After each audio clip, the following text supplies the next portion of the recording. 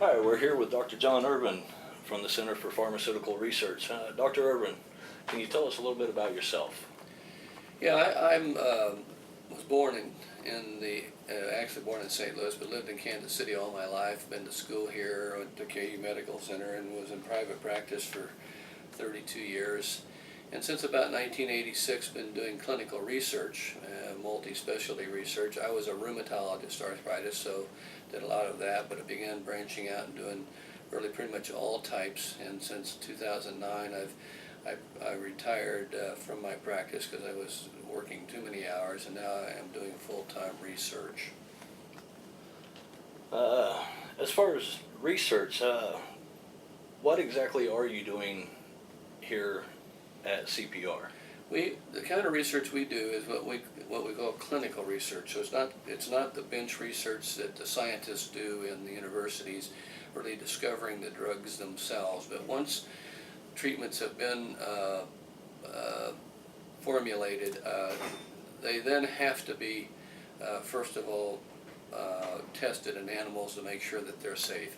And when they reach that stage where they're found to be safe in animals and have gone through years of study in that regard, then the first step is what they call phase 1, and they want to now use them in humans, be sure they're safe. And that's oftentimes, you'll see advertisements have come in and spend the night, and they will test these medications in different dosages and watch them very carefully, the people that are getting them, and they'll find a kind of a safe range of the drug, look at any potential side effects, eliminate the top ones that were causing side effects, and that is what's called phase 1.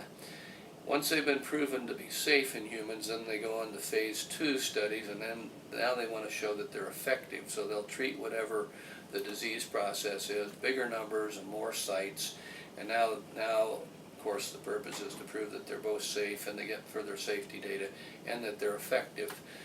And if they pass that, the FDA approves them after phase 2. They go on to phase 3, and now they use a lot more volunteers. They may compare it to a drug that's already on the market that does the same thing. They also oftentimes, as people know, have a placebo, so they can know if the side effect occurs, whether it's more common in the drug or in the placebo or equal. And after they've gone through phase 1, 2, and 3, and they have all that data captured, the FDA meets, they go under a review process, and if it seems to be very safe and effective and needed, because we don't need any drugs that we already have plenty of, then it's approved and then goes on the market, and that's kind of what we do. We do those different phases of clinical trials for the FDA. Nice. As far as what should people look for, or can you give us more of a explanation on what melanoma is and what people should be looking for as far as spots, discolored spots on their body? Or yeah, everybody's aware of skin cancers, and there are several types of skin cancers, some of which are pretty benign. Basal cell cancer, to a large degree, that's probably the most common type.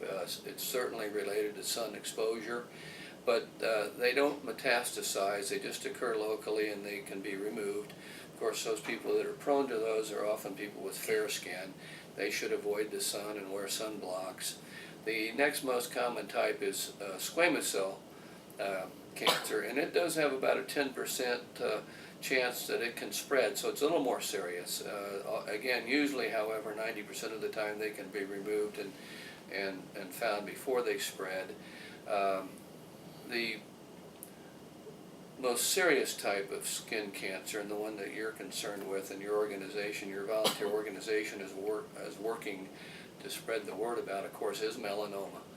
And the melanoma can be run in families, but certainly it's strongly related to sun exposure, and that's why most physicians are advising against tanning booths and tanning beds and things of that nature, and why they strongly recommend sunblock.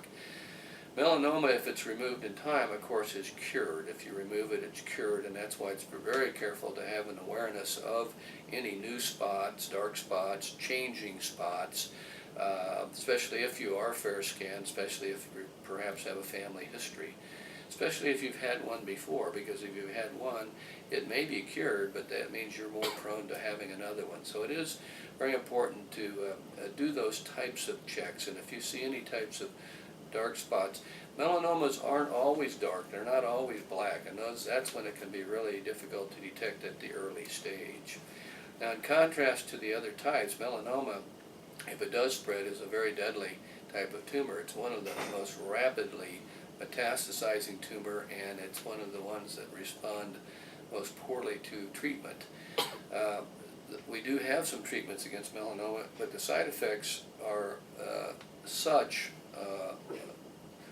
and the likelihood of the treatments helping are such that very often both the physician advises against the treatment and the patient decides against the treatment when they hear about the side effects versus the small benefit that those treatments have.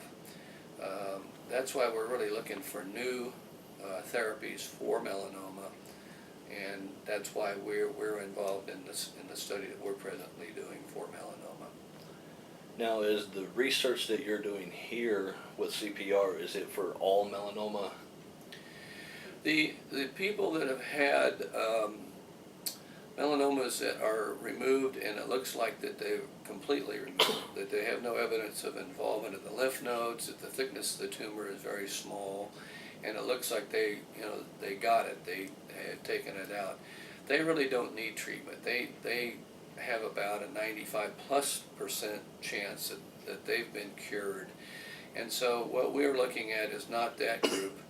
They stage melanoma in different stages. Stage 1 would be where they really pretty much got it all, and stage 2A would be where they pretty much feel that they've gotten it all. The chance of recurrence is around 5 or 6%. What we're looking at is what we call stage 2B and C, and then all stage 3, stage 3A, B, and C, where it might have spread to the lymph nodes, where it might have a thickness that has a significant incidence of recurrence. And the treatment we are looking at, rather than being traditional chemotherapy or drugs fighting the tumor, we're looking at vaccination, and they've taken several tumor antigens, from the tumor itself, and made a vaccine out of that, and we're vaccinating unlike a vaccine where you receive it once and might receive a booster or 1 or 2 boosters, we're vaccinating monthly for a period of time, and we're doing actually a vaccination in all 4 extremities. So it's a little more aggressive form of vaccine, but the purpose of the vaccine, as with all vaccines, is to stimulate our immune system to develop antibodies against the antigen, against that tumor antigen, and to therefore stimulate our body's own immune system to fight off and attack that tumor. And initial studies are encouraging that the incidence of response to that are significant. So that's what we're doing. We're kind of excited about it because I think that the future of that potential treatment is one that, if it works, can be much better tolerated and hopefully more effective than the treatments that we have presently. One last question. What SPF is sunscreen, and how often would you suggest somebody to put it on throughout the day? Well, actually, if you look at the SPFs, probably if you're doing anything and you're going to be in the sun for a short while, it will be effective. However, it loses its effectiveness with time. So you can look at the SPF value in an hour or two. If you put on a 50, it's probably going to be about 25, and in an hour or two later, it's going to be probably around 10. So the higher the SPF, the less frequently you have to apply it. But so in that regard, it really would depend on how long you're planning on being out in the sun. If you're going to be out in the sun for a short time, then I think an SPF of 25 would be fine. If you're going to be out for a fair amount of time, then you want to use the higher SPFs, and you also want to reapply them because with sweating or getting in the water, some of that may be washed off. And really that does block the, most of what we consider the harmful rays. Of course, the best thing is to long sleeves and floppy hat. If you have had melanoma or are real prone toward it, the best thing is total sun avoidance. But the second best thing, of course, is taking those precautions that you all are trying to educate the public about and make the greater awareness of. And don't do those darn tanning booths. And last, what are your thoughts about Miles Against Melanoma and what we are trying to do? You know, I wasn't aware of this organization until we began doing our research, and then we kind of became aware of it. And so I think what you're trying to do, and it's a total volunteer organization, meaning that any donations to your organization go 100% toward what you're doing, as opposed to a lot of charities that are nonprofits but have paid volunteers. A lot of what people are donating has to go to the salary of the volunteers.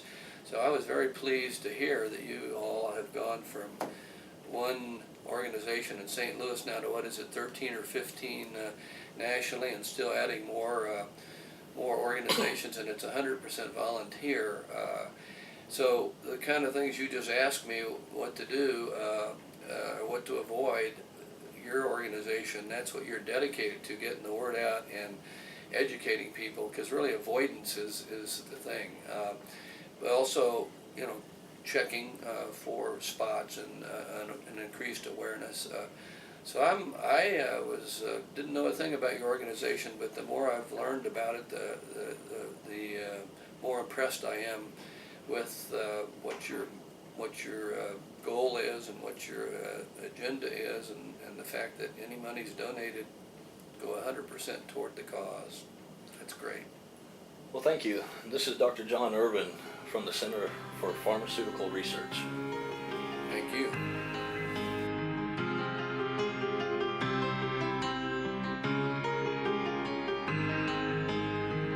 At arm's length, you held your spouse and children. Your lack of grace